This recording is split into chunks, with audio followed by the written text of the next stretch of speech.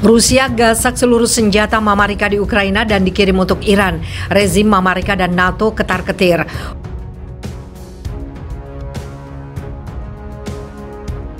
А за первые 5 месяцев текущего года еще плюс 30%. Последняя формальность, это действительно именно формальность. Иран присоединяется к этой уже серьезной.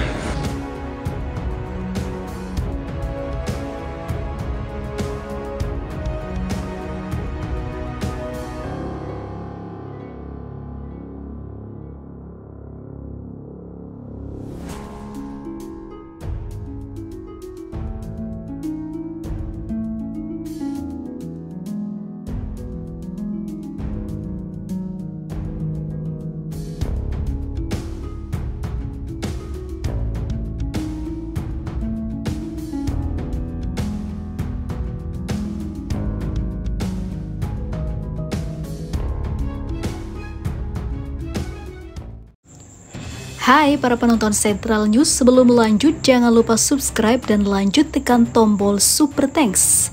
Tombol Super Thanks ada di atas tombol subscribe. Jika Anda ingin mensupport channel kami menyajikan berita yang paling Anda tunggu-tunggu. Terima kasih.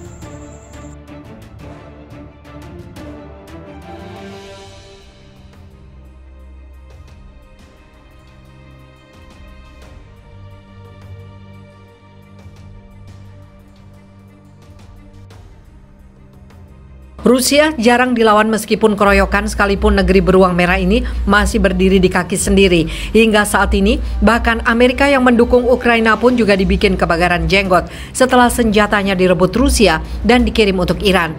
Rusia mengirimkan sejumlah senjata dan juga uang tunai senilai lebih dari 140 juta dolar Amerika Serikat atau sekitar 2,19 triliun ke Teheran.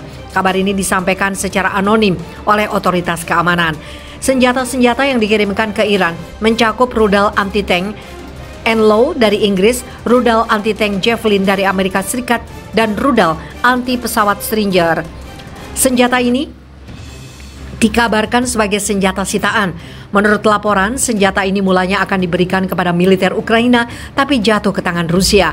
Pengiriman senjata sitaan ke Iran dinilai berisiko bagi keamanan.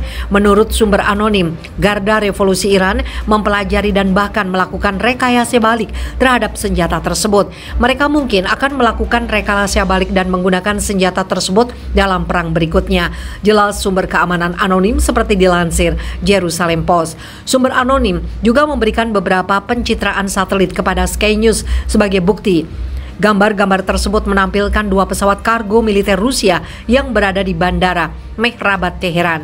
Sementara itu sebelumnya pada Oktober, pemimpin Partai Likud Israel Benjamin Netanyahu sempat menentang tuntutan dari Ukraina agar Israel menyediakan senjata anti pesawat untuk militer Ukraina.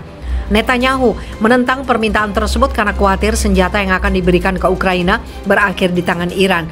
Ini telah terjadi berulang kali bahwa senjata yang kami pasok untuk satu peperangan berakhir di tangan Iran untuk menyerang kami, ujar Netanyahu.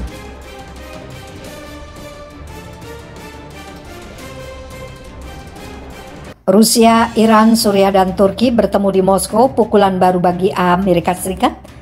2 bulan terakhir telah menjadi perubahan dramatis dalam arsitektur keamanan Timur Tengah. Gempa bumi yang menghancurkan pada Februari memicu curahan dukungan diplomatik dan kemanusiaan untuk Suriah yang dilanda perang. Muncul pula harapan bahwa perang kotor 12 tahun yang dipimpin Amerika Serikat melawan Suriah itu akhirnya mungkin mencapai akhirnya. Wakil Menteri Luar Negeri Rusia, Suriah, Iran, dan Turki sedang bersiap mengadakan pembicaraan 4 pihak di Moskow pekan ini. Negosiasi yang diperkirakan berlangsung selama 2 hari akan menjadi pembicaraan langsung pertama antara pejabat Suriah dan Turki sejak Desember, ketika Moskow menjadi tuan rumah Menteri Pertahanan dan Intelijen kedua negara. Ini jadi yang pertama dari jenisnya dalam lebih dari 1 dekade untuk mengeksplorasi kemungkinan normalisasi ikatan. Media Suriah melaporkan bahwa Wakil Menteri Luar Negeri Dr. Ayman Zozan akan memimpin delegasi Suriah. Zozan mengatakan kepada wartawan bahwa dia dan rekan-rekannya dari Rusia dan Iran akan mengadakan konsultasi bilateral pada hari Senin dan pertemuan 4 pihak dengan Turki akan berlangsung pada Selasa. Fokus Damaskus katanya akan menegosiasikan penarikan pasukan Turki dari wilayah Suriah, upaya bersama untuk memerangi terorisme dan non-campur tangan dalam urusan internal Suriah. Pejabat di Ankara mengkonfirmasi pekan lalu bahwa Turki akan mengambil bagian dalam negosiasi, dengan seorang pejabat senior anonim mengatakan pembicaraan itu akan merupakan kelanjutan dari pertemuan tingkat menteri yang mulai selama proses normalisasi.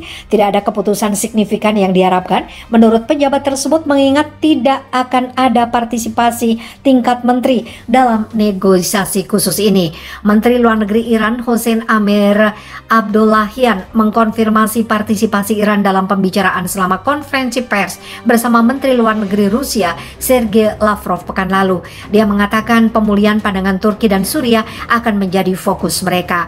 Teheran dan Moskow juga akan berupaya mendekatkan pandangan ini, dan jika beberapa kerangka ditentukan pada negosiasi ini, pertemuan berikutnya dapat diadakan di tingkat Menteri Luar Negeri, papar Amir Abdollahian. Iran bergabung dengan proses normalisasi diplomatik yang dipimpin Rusia pada Januari, dengan Menteri Luar Negeri Rusia Sergei Lavrov mengatakan sangat logis bagi Teheran untuk ambil bagian, karena Moskow, Teheran, dan Ankara semuanya adalah anggota proses Astana untuk perdamaian Suriah.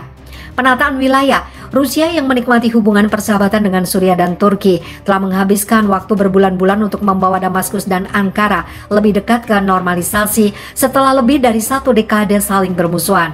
Kami percaya bahwa perbedaan antara Damaskus dan Ankara dapat diatasi, akan terus membantu para pihak dalam menemukan solusi yang dapat diterima bersama demi menormalisasi hubungan antar negara di antara mereka dan memulihkan keramahan tradisional Suriah Turki, ungkap Wakil Menteri Luar Negeri Rusia Mikhail Bogdanov memberitahu Sputnik pada Februari. Diplomat tersebut menyatakan keyakinannya bahwa pasukan Turki di Suriah kunci pertikaian antara Damaskus dan Ankara dapat diselesaikan, karena pihak Turki telah menegaskan kembali pada tingkat tertinggi komitmennya terhadap kedaulatan, persatuan, dan integritas wilayah Republik Arab Suriah. Posisi ini tercatat dalam sejumlah dokumen Rusia, Turki, dan pernyataan bersama Troika Astana, papar Bogdanov. Komitmen Rusia untuk memulihkan hubungan Suriah-Turki dijabarkan dalam konsep kebijakan luar negeri baru pekan lalu. Dokumen tersebut yang ditandatangani menjadi undang-undang oleh Presiden Vladimir Putin pada hari Jumat secara resmi menguraikan komitmen Moskow